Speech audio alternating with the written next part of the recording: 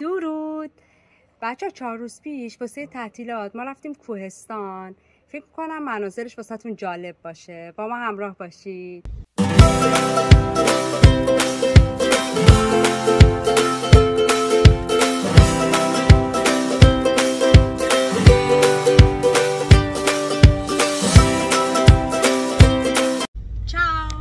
امروز 14 آگوست، فردا فراگوستو، یعنی که 15 آگوسته که تعطیلیه و بهش میگن جشنی که حضرت مریم میره به آسمون های، هم چیزی نمیدونم دقیقا چیه، ولی خب تعطیله و اینکه ما اومدیم کوه، سفرمون رو شروع کردیم. سفر که نه یه روز است، یه شب توی کوه میخوابیم و فرداش برمیگردیم. حالا شما رو در جریان این سفر قرار میدم، شما هم مثل من لذت ببرید.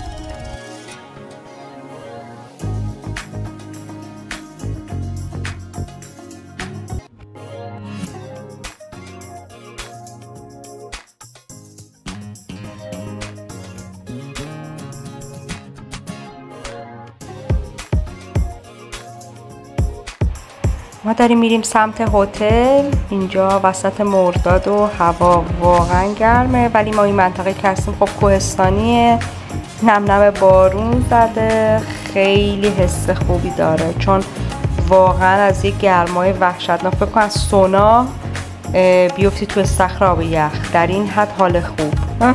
خیلی خوب بود دیگه. ما داریم میریم سمت هتل.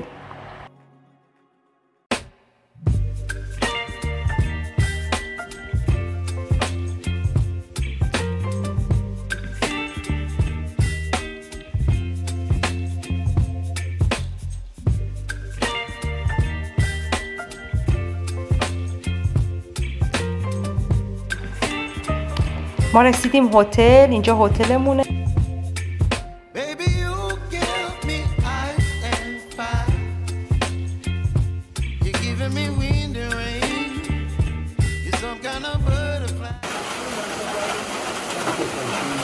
ما میخواستیم قبل شام بریم پیاده روی، ولی خب یه بارون خیلی شدیدی زد و مجبور شدیم که نریم و صبر کنیم فردا صبحش بریم پیاده روی.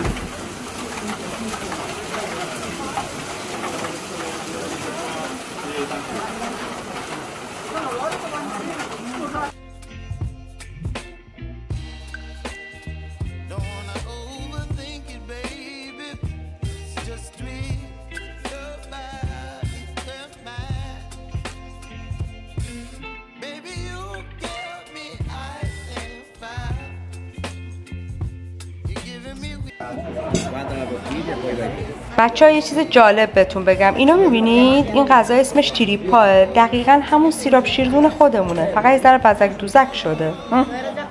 اینجا هم که دسرامونو خوردیم دیگه، بریم با هم دیگه یه کلیسا ببینیم، کلیسایی که تو اون شهر بود. یه فیلمی هم توی کلیسا براتون گرفتم و بعدش هم میریم لالا.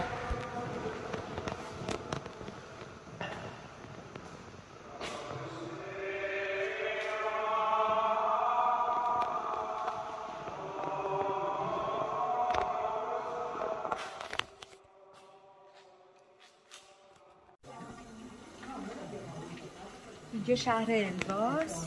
ما اومدیم توی کوه، بعد اینجا یه کلیساست که حالا جلوتر میریم میبینیم.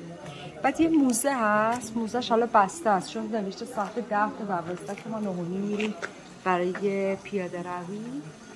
این موزه اینطوریه که برای یه زمانی خانمای مثلا بیچاره فقیر موهاشون رو میتراشیدن میفروختن و اینجا خیلی معروف بود به کلاهگیز.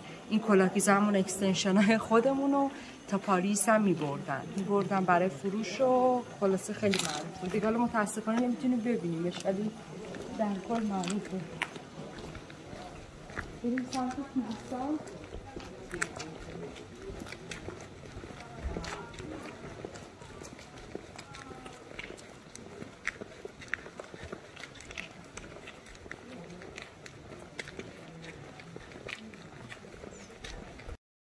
طبیعت رو بگیر.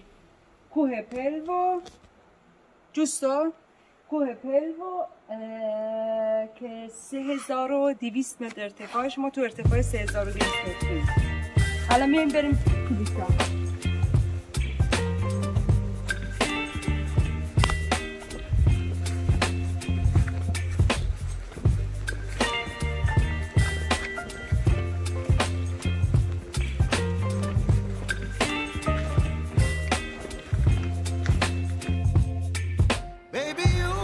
اینجا ما سوار ماشین شدیم که بریم بالاتر که بتونیم پیاده روی کنیم. یه 2 ساعتی هم پیاده روی کردیم و خیلی خوب بود. کوهش هم واقعا خوشگله.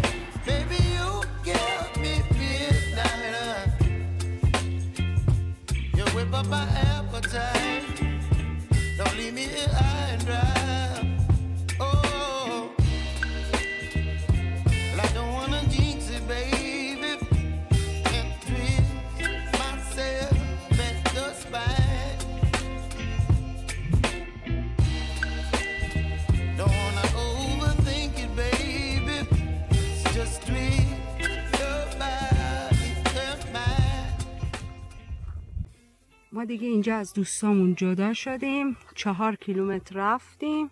الان 4 کیلومتر هم برمیگردیم. توی اپلیکیشن نوشته 240 تا کالری. حالا نمیدونم. حالا برگردیم هم تقریبا 240 تا تقریبا 500 تا یه 49 کالری 50 کالری هم صبح سوزوندم. ورزش 5 دقیقه‌ای کردم. خب دیگه تقریبا 550 کالری واسه امروز. عالیه. بزن قدش. اومدیم یه رستوران خوشگل ناهار بخوریم، ولی خب دیگه این چند روز خیلی شلوغه و تعطیلی و دیگه ما مجبور شدیم برگردیم. ما داریم برمیگردیم. بعد اومدیم اینجا یه منطقه توی کونئو، همین البا، که پنیراش خیلی معروفه، خیلی هم خوشمزه است. البته من یه بار قبلا تستش کردم، خیلی خوب بود. اسم پنیرش توماه، از پنیر گاو میاد. بعد 2 مدل داره دیگه. یه مدلش بهش میگن فرسکا، یعنی پنیر تازه است. یه مدلش هم استاجوناتو که اینی که الان قطعه میکنه که ما امتحانش کنیم همون پنیر تازه شه که به نظر خودم خوشمزه تره و خب پنیر تازه به طب چربیش هم کمتر. البته کلا این پنیر پرچربه. بعد الان یه مدل پنیر دیگه شو میاره، همین پنیر استاجوناتو شده است. یعنی چی؟ یعنی که میذارم پنیر بمونه یه ذره خشک‌تر بشه، هم کالریش بالاتر میره، هم چربتر میشه. همین که خب بعضیا خیلی دوست دارن دیگه، عملاً بوی گاو میده. ولی خب من خودم تازه‌شو ترجیح میدم. ما هم تازه‌شو گرفتیم.